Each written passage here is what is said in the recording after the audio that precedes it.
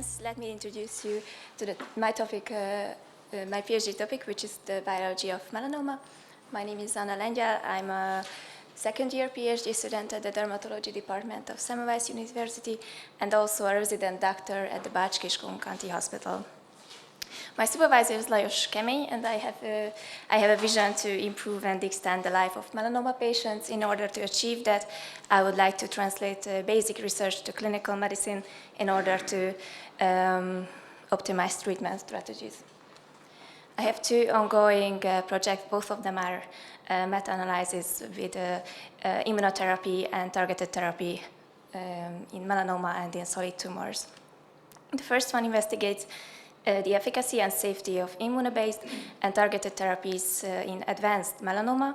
This is the network meta-analysis, and about melanoma. Melanoma is a highly aggressive type of skin cancer with increasing incidence and mortality worldwide. And in recent years, a number of treatment options have, we can say, replaced chemotherapy. These are the small molecules targeting targeted therapies like BRAF/MEK inhibitors, and also the immune checkpoint inhibitors such as PD-1 and CTLA-4 inhibitors. And the recent studies suggest that combining these immunotherapy and targeted therapies, so-called triple therapy, we can further increase the efficacy and the response rate in melanoma management. However, this comes with an increased risk of adverse events. So there's an unresolved problem that there are a great number of treatment options, but the guidelines are lacking behind the optimal treatment, and clinicians face challenges choosing the optimal treatment in melanoma. Our aim was to identify an optimal treatment sequence in advanced melanoma. We organized our clinical question with the PICO framework. Our question is that which therapy or immunotherapy combination is the most effective in advanced melanoma. We have the advanced melanoma patients, and we receiving either targeted therapy, immunotherapy, chemotherapy, or any of their combination. And we created a network meta-analysis for the following survival and efficacy and adverse event outcomes. Our hypothesis was that these combination therapies are better regarding the survival and the response rate. However, they cause more frequent and more serious adverse events. We conducted a systematic search last year, which resulted in 63 eligible articles. And during the statistical analysis, we pulled together odds ratios in case of therapy response and adverse events, and hazard ratios in the case of progression-free survival and overall survival with a 95% confidence interval. You can see two columns. We created two separate analyses. In the first analysis, we pulled together treatment modalities. For example, different PD-1 and PD-L1 inhibitors were put together, and also different BRAF inhibitors were put together. And in the second analysis, we were investigating if there is slight differences between the individual treatments. So about the first statistical analysis, resulted this network plot. The network plot represents the interventions with the nodes, and the lines between them are the direct comparisons. And where you don't see the line, we can draw a conclusion with the network calculation. And you can see that triple therapy is on the upper right corner. We found three direct comparisons comparing triple therapy to combined BRAF/MEK inhibitor therapy. The results are summarized in league tables. The first endpoint was progression-free survival. On the league table, the hazard ratios are marked, and the significant results were marked blue. And here you can see that the lowest hazard ratios were seen in triple therapies. However, this result was not significant if we compared it to BRAF/MEK inhibitor. If you look at the p-scores, the p-score is the relative probability of a treatment being the best among the others. We can see that triple therapy is most probably the best treatment options in case of progression-free survival, of course. If you look at the adverse events and the therapy discontinuation rate, we can conclude that with triple therapy, there were more frequent and more serious adverse events, which even led to therapy discontinuation and sometimes also death. And if we look at the p-scores, we can see that triple therapy is most probably among the worst treatments. With the second statistical analysis, we created a much bigger network plot. Here, more than 20 interventions were factored, which led to a weaker network, and of course, the statistical significance was non-existent sometimes. But we can see some tendencies regarding the pembrolizumab, dabrafenib, trametinib seems to result the longest overall survival. However, it was not statistically significant. And as previous studies have confirmed, that nivolumab, ipilimumab has the longest progression-free survival and complete response rate. Here are some pictures of the second stratified analysis. I wouldn't want to go into the details. So, as a strength of this meta-analysis, that we included almost 11,000 patients, and it is a comprehensive analysis involving all currently available triple combination therapies. We created a pooled and a stratified analysis of the treatments. However, it has several limitations that different follow-up times were used in the studies, which made the analysis of the adverse events somehow less accurate. And also, we didn't create subgroups based on the separate adverse events.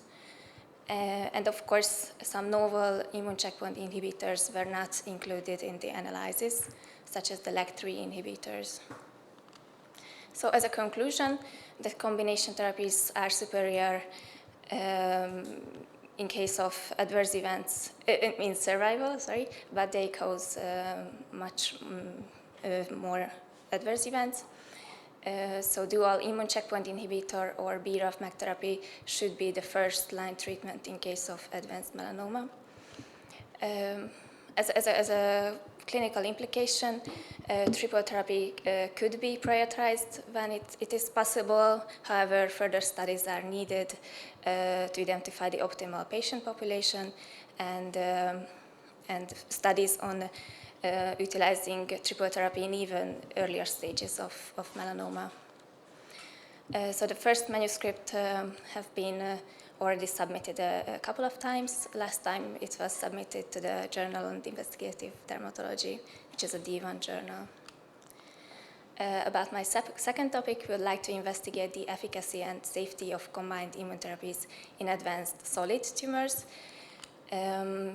Because monoclonal antibodies treating immune checkpoint inhibitors have demonstrated significant efficacy in several malignancies. As an example, the 5-year survival of melanoma have increased from 5% to 52% since introducing immune checkpoint inhibitors. However, the resistance to immune checkpoint inhibitors, the toxicity, and the early therapy discontinuation rate still complicates the management of tumorous patients.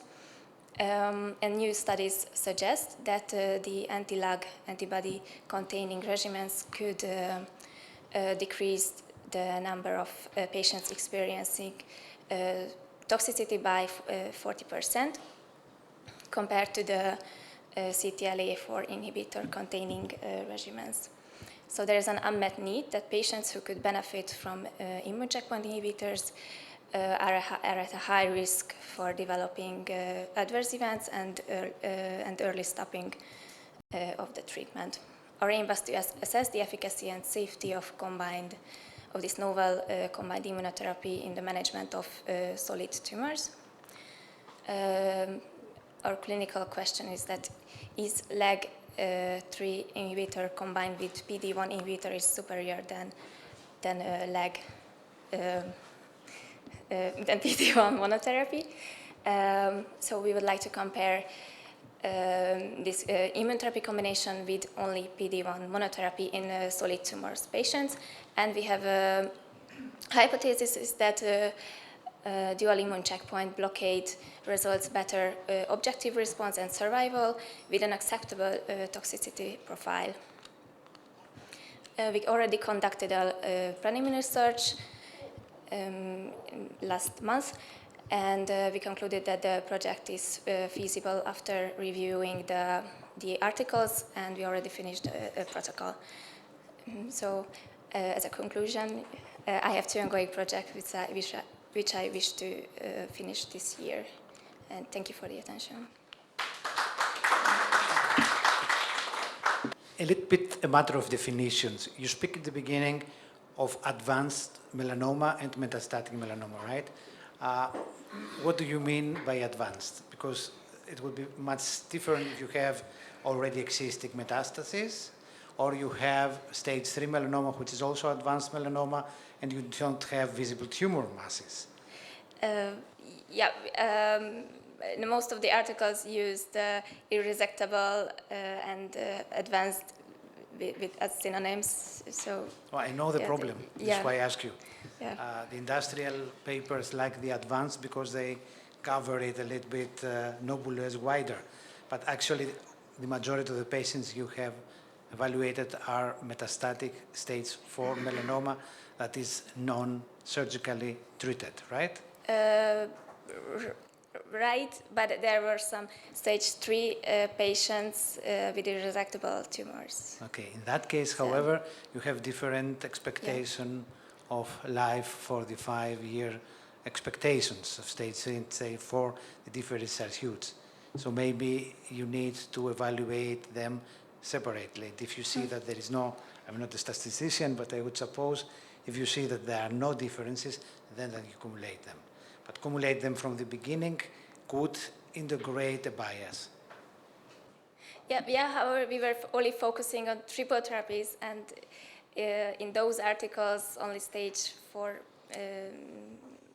But I see your point. Yeah, but then you compare the triple with the double and say it's better, but again, maybe even it's reduced the significance if you have very severe triple and less severe double, and you find, despite of that, an improvement through the triple, but then you don't have comparable groups. Yeah. So it's better to keep, even if the numbers are less, to the groups, and if you don't see differences, then of course you can say, now I group them again and I reevaluate. But I believe that you will find differences. And don't forget, because you speak now about your new project, that we make now melanoma already treatment at stage 2. So this is also an issue, and these patients will also have side effects, and we don't know if they will have an improvement because a stage 2 melanoma may take 10 years until it shows any metastasis or never. So you don't have this time to evaluate. There are not such long-term studies. So you have to define exactly from the very beginning your groups, I think. I think you spend too much time in the introduction. Never spend more than 1 minute for the introduction. We are doctors, so researchers, so you don't have to. And I have a son who is actually in business school. He always tells me that you are putting too much text on the slide. So usually it's like 3 bullet points and maybe 5 sentences, and that's it, right? And then you would keep the time, and of course it's max 10 to 12 slides for a 10-minute talk. That's just for the future and for the others. Now, one question is, did you have any chance to look into the strategy? Is the efficacy or the safety different if you are applying a step-up strategy, that you start first with one drug and you do then double and triple, or were there any studies at all where it actually started with the combination immediately?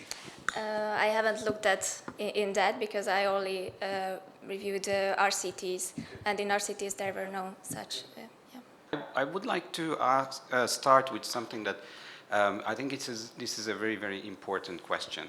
I mean, probably the most important question that what we have, what is the optimal treatment for a tumor? out of the available options. However, you also have to consider that if you come up with something, that will be sometimes very, very decisive and important for the treatment of the patient. So whatever comes out has to be really clear and has to be very well validated based on the data. And this is very, very tricky in oncology because there are a lot of things that will actually influence your results. Something that also Professor Zubulis was suggesting, that if you compare populations which are not equal in the beginning, then your outcome will be completely different. And something has been already mentioned, but I would also like to mention, like BRAF positivity or negativity is something that completely influences the results. Also, and the stage of the patient. So is it M1A, B, or C? So does the patient in the population has brain mets or not? So if in one population the patient's percentage with brain mets is, let's say, 30%, and in the other population it's only 10%, your results will be completely different. So that's I think the biggest problem with this approach is that unless you actually know the complete patient population from the original publication, it will be really, really difficult to compare. And most of the times, I don't know if you went to the papers and asked them to provide you with the really detailed patient characteristics.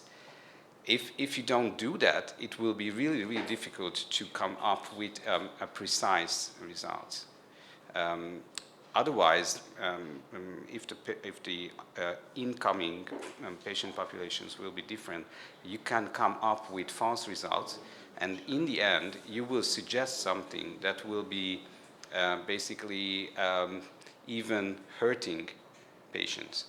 So this is why I would be really, really cautious, because what you're suggesting, that the triple combination is actually better than the mono PD-1, is according to the latest ASCO results, which ASCO was probably 3 weeks ago, the triple combination was not really superior to mono PD-1. I would really suggest to be very, very cautious in this respect, and go back and try to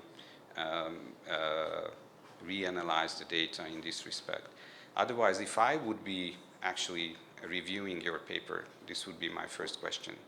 And I don't know what were the, you said that you submitted it to several journals already. What were the reviewers' comments on the methodology? So that would be my most important advice.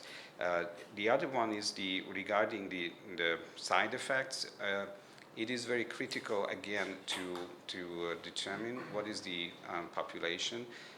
Currently, there's no data on whether patients with metastatic or adjuvant setting have different side effect profile.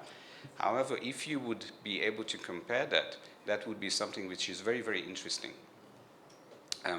Does metastatic disease associated with different side effect profile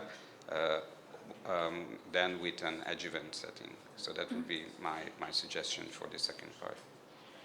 Can you comment on the reviewers' comments? Yes, it was also mentioned, but they were more concerned about that we left out the LAG-3 inhibitors.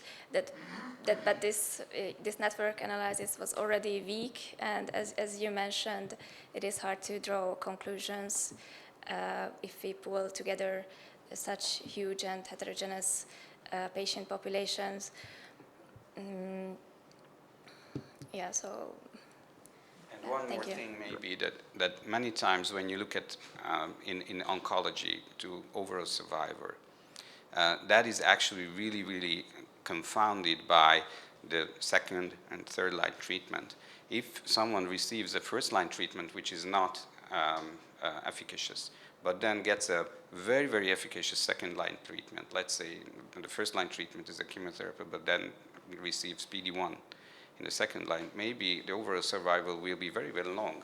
And now we're saying that he or she, the population is surviving because of the chemotherapy. It's not true. It's because of the second line or third line therapy. And this has to be also taken into consideration. Otherwise, again, the whole results will be very false. So it's a tricky, I think it's one of the most tricky meta-analysis is meta-analyzing oncology data. Yes, the meta-analysis has a lack to work with and solve the bias problems because we have no individual patient data, but we have some solution to assess it or somehow get some information about it. For example, using subset analysis. Have you did any or a reduced part of the network, other Other than the pooled and the stratified, no, we didn't. No. And another, not really solution, but it's important in a network meta-analysis to get some information about the consistency. Yeah, maybe the others are not familiar with really this consistency. Could you tell me what is the consistency and have you assessed it? Yeah, we have assessed the consistency, which is that how the indirect and direct comparisons agree, and if the meta-analysis were done correctly, they should agree. And in our case, there were no significant differences between the indirect and direct comparisons. And another thing, frequentist or Bayesian? Frequentist solution was used. And I see that you showed us both the common and the random p-scores. There was any reason? And in the other analysis, which results we have seen? No, it was just a mistake that I left also the random and the direct. I'm not sure I get the question. Seen that p-scores, there was a common and the random. Yeah. What does it mean and why you used both of them? I cannot answer that question. Because I think the common was the fixed effect and the random was the random effect meta-analysis result. And so in the other league tables, another result, I think you have only one of them. Do you know that was a random effect or a common effect? It started as a Bayesian, and then it came to a frequentist analysis. But I used the random p-scores during the article writing.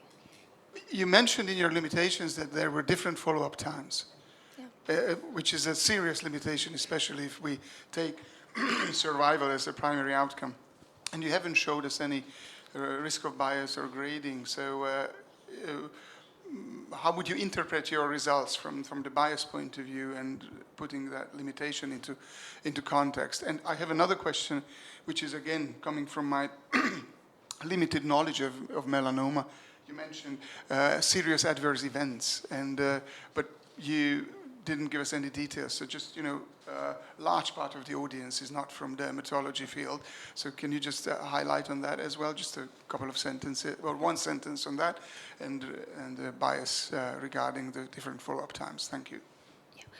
So the different follow-up times were varying between 12 months and 78 months somehow. So yeah, it is a huge difference. However, we were focusing mainly on the triple therapy, and there the three RCTs were similar. They were using similar follow-up times, around 2 years, 2.5 years. And regarding the serious and the grading of the adverse events, the serious adverse events is what is called clinically serious is not always gets a higher grade. So the grading of the adverse events is somehow more objective than the. Since you plan further studies, and because the vast majority of these studies that we are going to evaluate are industrial studies, and we know that the industry tries to use the best method to provide evidence of success, and sometimes not comparable, maybe you consider three major issues. First is, since you belong to a structured program, you can ask all the authors and the industry behind them to provide you original data by Vivli. They are not obliged to, but if a company does not provide, you can write that you were not provided and they will not dare to do it. So having the original data will allow you to really evaluate things and not as being interpreted in the papers first. Second, if you look for survival because of these huge differences, try to evaluate survival annually. So to see how many studies 1 year, how many 2 years, how many 3 years. This will give you a little bit better approach to avoid these huge differences. And regarding the side effects, the worst thing we have is this serious clinical adverse event, which is again structured by the industry. We don't know exactly what they mean. The best thing is to evaluate the side effects as objective, what you measure, and subjective, what the patients feel. And as Professor Grinai said, this is very important because patients who are long-term treated and ill, they will have much more subjective side effects probably because they are more sensitive. The others do not know. So you can better evaluate the objective side effects that are measured and see if there is difference, and the subjective side effects separately, and don't use this terminology by the industry because, as you say, it does not say anything. It's what they want to measure, but it's not what we need to measure. Mm-hmm. Yeah, thank you. And I have two last comments. Okay. One thing is, I think you should probably involve an oncologist. I know Lajos, he's an excellent scientist, but he is not an oncologist. And you have to treat the patients, and you have to be aware the side effects. You have to be aware what is actually important. So I think you should be involving. It would be very, very important to involve an oncologist. And the other thing is that you should use CTCA grading for the severity, and also treatment limiting toxicities is, I think, what is really, really important. Even if it's a grade for dermatological side effect like vitiligo, and it's not treatment limiting, it doesn't really matter. So treatment limiting toxicity is what you probably can say is important or not important.